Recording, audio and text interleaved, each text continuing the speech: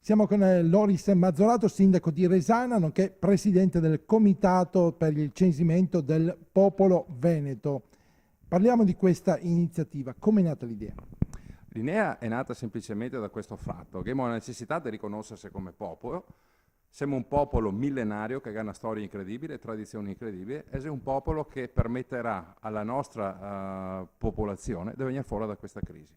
Per cui ho deciso di aderire a questo comitato, come persona fisica, come comunità, come sindaco, che abbiamo dato il patrocinio, e non a caso diversi sindaci oggi hanno deciso di portare avanti questa iniziativa.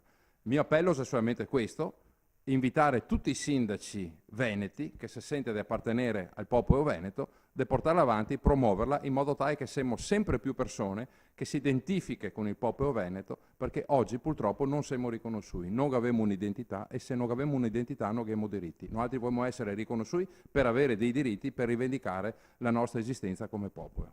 C'è già qualche riscontro da parte di alcuni suoi colleghi? Sì, per fortuna siamo anche contenti di far parte, e con orgoglio nelle manifestazioni, quelle importanti, quelle celebrative, non sfidiamo più con il tricolore, ma sfidiamo con la fascia del popolo veneto, proprio per indicare l'appartenenza a questo grande popolo millenario, come che lo fa i popoli ladini, come che lo fa tanti popoli che sono dentro la penisola italica.